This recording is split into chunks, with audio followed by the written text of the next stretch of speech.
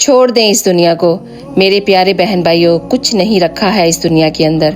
اللہ سبحانہ و تعالیٰ قرآن میں فرماتے ہیں کہ یہ دنیا ایک دن ختم ہو جائے گی، باقی صرف رہے گی تمہارے رب کی ذات۔ یہ دنیا تمہیں ذلت رسوائی کے سوا اور کچھ نہیں دے سکتی، غم اور پریشانی ہمیشہ ہی رہے گی۔ اللہ فرماتا ہے دنیا کی کامیابی بڑی ناکامی ہے، اور دنیا کی ناکامی تو ہے ہی ناکامی۔ اس دنیا کی جو لذتیں ہیں نا، یہ سب عارضی ہیں، اصل زندگی تو آخرت کی ہے۔ اللہ فرماتا ہے کہ میں نے جنوں اور انسانوں کو صرف اپنی عبادت کے لیے پیدا کیا ہے کہ دیکھوں ان میں سے کون اچھے عمل کرتا ہے تو اسے بہترین صلا دوں۔ ہم دنیا میں اپنے مقصد حاصل کرنے کے لیے نہیں آئے ہیں، اور نہ ہی اپنی مرضی سے اس زندگی کو جینے آئے ہیں۔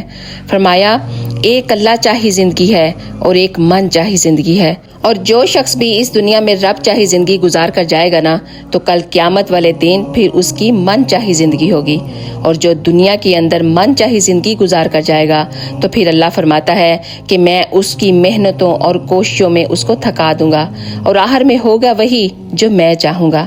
اس پوری کائنات میں ہمیشہ وہ ہوتا ہے جو اللہ چاہتا ہے اور جو اس کی مرضی ہوتی ہے۔ یہ دنیا کبھی بھی آپ کی مرضی سے نہیں چلے گی، تو پھر ہم کیوں نہ وہ کریں جو اللہ چاہتا ہے۔ کہتے ہیں ہمارا چاہنا صرف ایک چاہنا ہے اور اللہ کا چاہنا ہو جانا ہے۔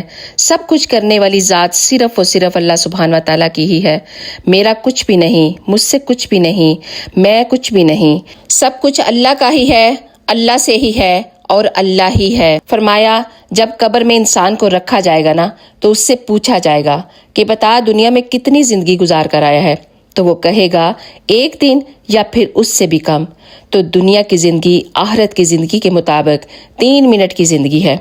ایک دن ہم سب نے مر جانا ہے، قبر ہی ہمارا آخری ٹھکانہ ہے، اور اسی میں ہم سب کو جانا ہے۔ تو دوستو چھوڑ دو اس عارضی زندگی کو، دنیا کی لذتوں کو، اللہ کو خوش کرنے میں لگ جاؤ۔